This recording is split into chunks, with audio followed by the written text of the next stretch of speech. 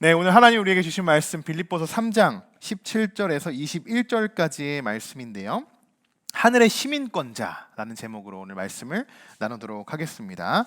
자, 우리 함께 말씀을 봉독할 텐데요. 우리 한 절씩 저와 여러분들이 봉독하도록 하겠습니다. 형제들아, 너희는 함께 나를 본받으라. 그리고 너희가 우리를 본받은 것처럼 그와 같이 행하는 자들을 눈여겨 보라.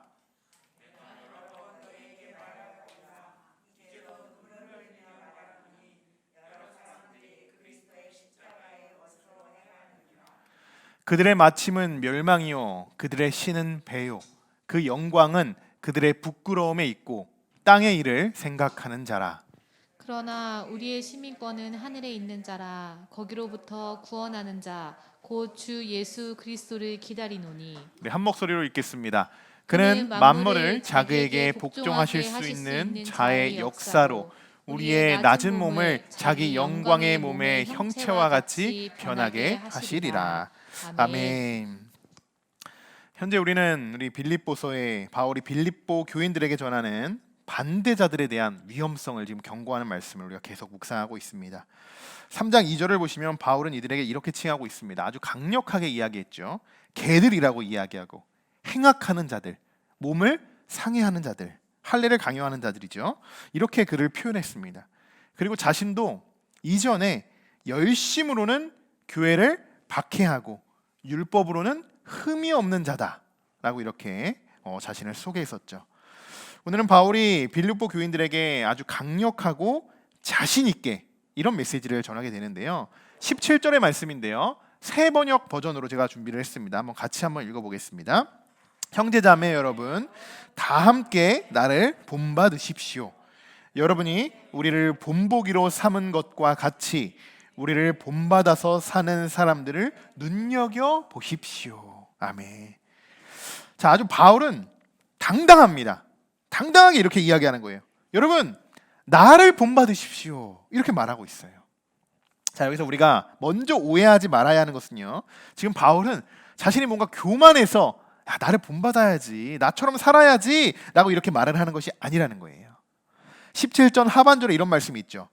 우리를 본받아서 사는 사람들, 그런 사람들이 있어. 그런 사람들 한번 눈여겨보자. 이렇게 권면의 말을 전하고 있습니다. 바울이 말하고 싶었던 것은 이것입니다. 나를 통해서 또 여러분들을 통해서 예수님을 알고 예수님을 영접한 자들, 그 믿음으로 살아가는 자들, 구원받아 복음적인 삶을 살아가고 있는 우리들의 모습, 그리고 그런 형제들의 모습들을 우리가 한번 다시 돌아보자 라는 그런 의미로 이렇게 강력하게 지금 이렇게 이야기하고 있습니다. 자, 돌아보는 것. 여러분, 우리가 신앙생활을 하다가 나도 모르게 신앙이 흔들릴 때가 있고 또 신앙의 정체기가 올 때 있어요. 나도 모르게 오는 거예요. 한순간에 찾아옵니다. 그럴 때 가장 먼저 해야 하는 것이요, 바로 돌아보기입니다. 돌아보기. 내가 지금 왜 흔들릴까? 무엇 때문에 내가 지금 무너지고 있을까? 그리고 가장 중요한 것, 내가 왜 이전처럼 예수 그리스도의 십자가를 지금 붙잡고 있지 못할까? 여러분, 우리의 문제의 시작은요, 십자가와 멀어지면서부터가 그 시작이에요. 그때부터 문제가 시작되는 거예요. 그래서 다시 이전의 나의 모습으로, 내가 십자가를 붙들고 십자가와 내가 늘 싸웠던 그 모습으로 다시 돌아가는 것, 돌아가자고 애를 쓰는 것, 그 과정이 중요하다는 거예요. 그래야 내가 왜 무엇을 어떻게 놓쳤는지 그것을 다시 붙잡아야 하는지 그것을 깨달을 수 있기 때문입니다. 바울은 가장 먼저 그들 스스로 자신들의 신앙을 돌아보게 했어요. 우리가 먼저 돌아보자는 거예요. 우리 신앙을 먼저 점검해 보자는 거죠.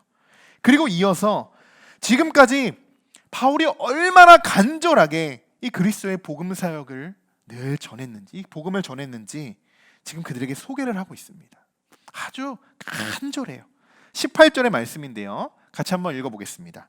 내가 여러 번 너희에게 말하였거니와 이제도 눈물을 흘리며 말하노니 여러 사람들이 그리스도의 십자가의 원수로 행하느니라. 아멘. 자, 여러분, 바울이 얼마나 간절한 마음으로 복음을 전했는지 여러분 느껴지십니까? 지금 옥중에서 이 서신을 작성하면서 바울의 그 마음, 내가 이전에 이렇게까지 복음을 전했는데 그때 그 시절을 떠올리면서 이 구절을 적었을 거예요. 그 심정 여러분 느껴지십니까? 지금도 바울은 눈물을 흘리면서 말하고 있어요. 그 얘기는 뭡니까? 진심을 전했다는 거예요. 자기가 전할 수 있는 그 진심, 전심을 전했다는 거예요. 정말 그 사람을 사랑하기 때문에, 정말 사랑하기 때문에 그 사람이 우리와 같이, 나와 같이, 우리들처럼 같이 구원받고자 하는 그 간절함, 그 복음을 그래서 전했다는 거예요. 눈물을 흘려가면서. 그런데 여러분 아실 겁니다. 전하는 데까지가 우리의 사명이에요. 그 다음에 우리가 할 수 있는 것이 아무것도 없어요. 그 이후부터는 우리가 할 수 있는 게 없다는 거예요. 바울도 눈물을 흘려 내가 복음을 전했습니다. 그러나 그 다음에는 내가 그래서 그 사람을 위해 어떻게 이렇게 쓰여 있지 않아요. 나는 눈물을 흘려 정말 전심으로 진심으로 전했습니다. 거기까지가 우리의 역할이라는 거예요. 지금도 그렇고 이전도 그렇고 많은 사람들은 구원이 하나님의 선물이라는 것을, 그 사실을 들었음에도 불구하고 그것을 믿음으로 받지 못했습니다. 그 선물을 거저하지 못했어요. 여러분 우리가 지금 예수님을 믿잖아요. 예수님을. 이것은요 당연한 게 아니에요. 우리가 지금 어렸을 때부터 특히 우리 모태신앙들은 이렇게 생각할 수 있어요. 그냥 난 원래부터 이렇게 교회를 다녔어. 원래부터 이렇게 예수님을 믿었어. 이렇게 생각하죠. 그러면서 신앙이 점점 도태해지죠. 근데 여러분 잘 그 다음에 깨닫는 것 중에 하나가요, 당연한 것이 아니었구나. 이것이 정말 다른 사람이 얻지 못한 하나님의 축복이 나에게 전해졌구나. 나는 그 사실을 뒤늦게 깨닫습니다. 여러분 예수님을 믿는 건 당연한 게 아니고 정말 큰 축복인 줄 믿습니다. 우리는 정말 은혜 받은 자들이에요. 여러분 은혜 받은 자들, 축복이에요. 엄청난 축복을 받은 거예요. 하지만 모든 사람들이 그 은혜를 누릴 수 있는 건 아닙니다. 모든 사람들이 누릴 수 있는 것이 아니에요. 하나님이 자비하심과 긍휼하심으로 우리에게 은혜를 무한하게 베풀어 주십니다. 넘쳐 흐르게 베풀어 주세요. 그런데 그 은혜를 그냥 저버리는 자들이 있어요. 여기서부터가 우리의 선택입니다. 하나님이 우리에게 자유의지라는 걸 주셨거든요. 우리를 로봇처럼 만들지 않으셨어요. 주입하고 메모리화 시켜서 내가 하라는 대로 그렇게 탁탁탁 이렇게 정형화시키지 않으셨다는 거예요. 모든 것을 다 갖춰줘, 모든 것을 다 부어주셨습니다. 그것을 얻고자 선택하는 건 나의 몫이라는 거예요. 나의 몫. 그때서부터 우리의 선택이라는 거예요. 지난 시간에 우리가 존 웨슬리가 말하는 구원에 이르는 과정에 대해서 우리가 살펴봤었죠. 그 첫 단계가 뭐였습니까? 선행 은총이에요. 선행 은총. 이미 하나님이 우리에게 먼저 찾아와 주시고 다가와 주셨다는 거예요. 은혜를 베풀어 주셨다는 거예요. 은총을 베푸셨다는 거예요. 그 다음부터는 우리가 감당해야 할 부분이에요. 내가 죄인이라는 것을 깨달아야 하고 내가 하나님 앞에 회개하고 그래야 하나님이 칭의로 우리를 죄 없다 칭하십니다. 그리고 우리가 중생 다시 새롭게 태어나는 거예요. 거듭남이죠. 그렇게 우리가 성화의 삶을 오늘도 우리가 살아가고자 완전의 길로 걸어가고자 지금 우리가 그렇게 신앙생활을 하고 있는 것이 아닙니까? 오늘 바울이 말하고 있는 이 반대자들도 십자가를 원수로 생각하는 사람들이라는 거예요. 아무리 눈물을 흘려서 복음을 전해도 그들은 그저 십자가를 원수로 바라봅니다. 원수로 바라봐요. 얼마나 가슴이 아픕니까? 바울이 얼마나 마음이 아팠겠습니까? 그래서 바울은 그럼에도 불구하고 어떻게 합니까? 계속 전하는 거예요. 계속 전하는 거예요. 계속 그 복음을 반복해서 계속 전하는 거예요. 이것저것 위협을 무릅쓰고 1차 선교회, 2차 선교회 그러면서 계속적으로 그 복음을 전하러 가는 거예요. 눈물을 흘리며. 여러 박해와 고난이 뒤따르지만 그것을 오히려 기쁨으로 이겨내죠. 기쁨으로. 눈물을 흘리며 씨를 뿌리는 자는 어떻게 거둔다고 했습니까? 기쁨으로 그 곡식단을 거두린다 라고 하나님 말씀하셨잖아요. 그 기쁨으로 이들이 복음 믿었을 때 그 감사하는 그 기쁨, 사실 그 기쁨을 얻고자 바울이 복음을 전했을까요? 그렇진 않겠죠. 이들의 기쁨은, 내가 눈물을 흘리는 그 기쁨은 정말 그들도 함께 우리가 구원받고 천국 가는 그 기쁨을 이야기하는 것입니다. 자신의 목숨을 두려워하지 않으면서까지 복음을 전하는 데 있어서 가장 앞섰던 사람이 바로 사도 바울이었어요. 여러분, 그런데요, 참 무서운 것이 있어요. 어떠한 부분이냐? 오늘 바울이 말하고 있는 이 반대자들이잖아요. 이 반대자들은요, 예수님을 모르는 자들이 아니에요. 심지어 그들은요, 예수님의 그 존재를 하지만 예수님의 부활은 또 인정하지 않습니다. 그들 나름대로의 율법으로 그리스도인들을 막 회방 놓는 자들이에요. 그들은 완전히 적그리스도죠. 그렇다면 잘 생각해 봐야 돼요. 예수님을 모르는 사람이 적그리스도가 되는 것이 아니라는 거예요. 우리도 한순간의 그 실수와 한순간의 죄와 범죄로 인해서 그들과 같이 적그리스도가 될 수 있습니다. 예수님을 알지만. 여러분, 우리가 한 번 이 땅에서, 하나님이 이 땅의 삶을 우리가 허락하신 이 땅의 삶에서 우리가 한 번 믿고 신앙생활을 하는 거잖아요. 그럼 우리가 제대로 믿고 제대로 신앙생활을 해야 되지 않을까요? 유일하신 하나님만을 믿고 그의 아들 독생자 예수 그리스도를 믿고 그분의 희생으로 우리가 구원받았다는 그 사실을 우리가 믿고 증거하는 삶을 살아갈 때 정말 우리가 한 번 믿음 생활하는데 정말 제대로 우리가 믿고 신앙생활하는 것이 아닐까요? 요즘 여러분 얼마나 이단이 많습니까? 얼마나 많아요. 그들이 교회에 들어와 포교 활동을 하려고 얼마나 애를 쓰고 있습니까? 신천지 자료에 따르면요, 참 마음이 아픈 것 중에 하나가 그들 나름대로의 포교 활동하는 나름대로의 1순위, 2순위, 3순위가 있습니다. 1순위가 순복음 교회 교인들과 감리교 교인들이에요. 1순위가. 이것들을 감리교 목사님들이랑 같이 이렇게 자료를 이렇게 봤어요. 참 웃기기도 하고 화도 나고 막 그런 이중적인 마음이 드는 거야. 복합적인 마음이. 왜? 우리를 지금 뭘로 보는 거야? 이러한 마음도 들면서. 한편으로는 우리가 정말 성도들을 제대로 훈련시키지 못하고 있구나. 우리가 지금 많은 것들이 노출되어 있구나. 우리가 복음에 집중하지 못하고 있구나. 그것을 깨닫게 되는 것입니다. 여러분, 이전이나 지금이나 이 거짓 복음을 믿고 따르는 자들은요, 동일하게 존재해요. 믿지 않는 자들은 뭐 말할 것도 없고요. 그럴수록 여러분 우리가 깨어있고 앞서 말씀드린 것처럼요, 우리의 신앙을 계속적으로 돌아봐야 돼요. 그 돌아보지 않는 순간 나를 자꾸 다른 곳으로 사단이 이끌어 갑니다. 그러면서 부족한 것이 있다면 다시 채워가야겠죠. 또 무너 내렸던 것이 있으면 다시 일으켜줘야 돼요. 우리 함께하는 교회, 또 오늘 함께 우리 예배드린 온라인으로도 예배드린 우리 모든 성도분들 다시 되돌아보면서 우리의 잃었던 모든 것들을 채워나가시길 주님의 이름으로 간절히 축원합니다. 자, 이번에는 우리가 19절의 말씀을 한번 읽어보려고 하는데요. 여러분 보십시오. 결국 그리스도를 믿고 따르지 않는 자들은요, 그들의 최후는 이렇게 됩니다. 자, 한번 같이 읽어볼까요? 그들의 마침은 멸망이요, 그들의 신은 배요, 그 영광은 그들의 부끄러움에 있고 땅의 일을 생각하는 자라. 아멘. 참 슬픈 말씀이에요. 그리고 무서운 말씀이기도 해요. 결국 그들의 마지막은 뭡니까? 멸망이에요. 멸망. 그리고 그들의 신은 배요라고 쓰여 있죠. 갑자기 뭐 배가 나와서 뭐지? 라고 생각하실 수 있는데, 여기서 말하는 건요, 이 배는 코일리라라고 해서 진짜 우리의 배를 말하는 거예요. 이 배, 육체적인 배.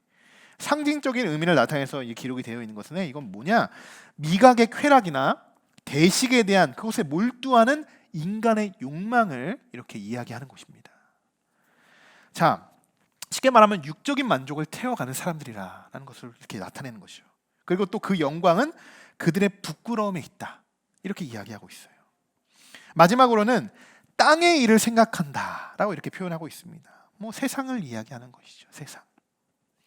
즉 천국에 대한 소망이 전혀 없이 그저 이 세상의 일에만 몰두하고 십자가를 원수로 여기는 모든 자들은 결국 멸망할 것이다.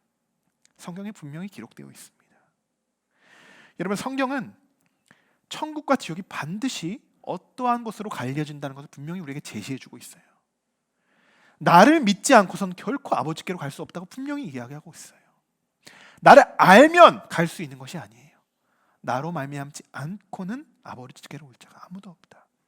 선과 악이 반드시 존재하듯이 천국과 지옥도 반드시 존재합니다. 멸망 반드시 있어요. 스올 있어요. 지옥 분명히 있습니다.